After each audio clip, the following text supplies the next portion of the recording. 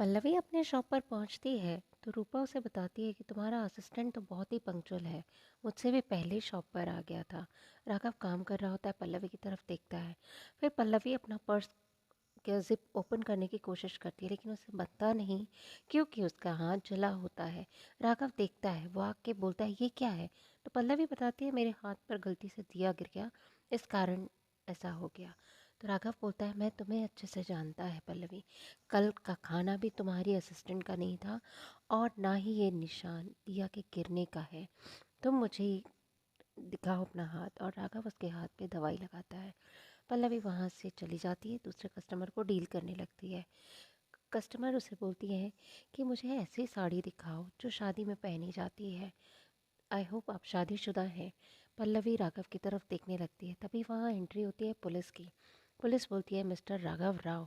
तो राघव बोलता है हाँ मैं है राघव। तो पुलिस बोलती है आपके अगेंस्ट एफआईआर दर्ज हुई है।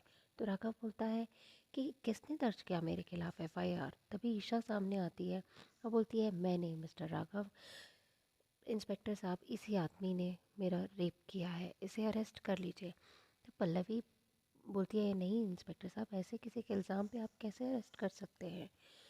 तो इंस्पेक्टर बोलता है सारा तमाशा यहीं मार्केट में करना है या हम पुलिस स्टेशन चलें। तो राघव कहता है कि इंस्पेक्टर पुलिस स्टेशन चलते हैं। तो पल्लवी कहती है रुको मैं भी साथ आऊँगी। फिर सब पुलिस स्टेशन पहुँचते हैं।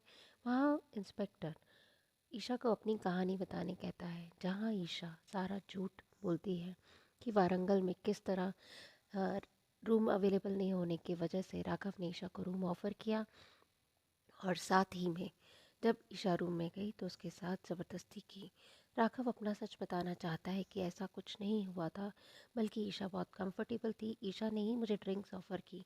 तो ईशा बोलती है उस वक्त तो दंगे थे, तो मुझे और होटल में ड्रिंक्स वगैरह अलाउड नहीं है, तो मेरे पास ड्रिंक्स कहाँ से आती। तो राघव बोलता है झूठ मत बोलो ईशा, वो तुम्हारे बैग में थी। तो ईशा बोलती है नहीं इंस्पेक्टर साहब ये झूठ बोल रहा है। इंस्पेक्टर राघव को चुप होने कहता है। फिर बताती है ईशा कि राघव ने मेरे साथ ज़बरदस्ती की और मैं कहीं की नहीं रही, इंस्पेक्टर इसको सज़ा देना। राघव बोलता है कि नहीं इंस्पेक्टर ये सब गलत है। पल्लवी भी राघव को सपोर्ट करती है। तो ईशा बोलती है पल्लवी तुम कैसे इस आदमी पे भरोसा कर सकती हो।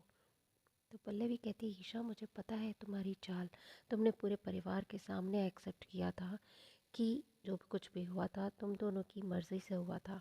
तो ईशा कहती है कि ये सब राघव की चाल थी, वो अपने फेवर में एविडेंस कलेक्ट कर रहा था, इसलिए उसने मुझसे ऐसा कहने को कहा। फिर इंस्पेक्टर राघव को उठाकर जेल में डाल देता है। राघव पल्लवी से कहता है तुम फिक्र मत करो, घर जाओ।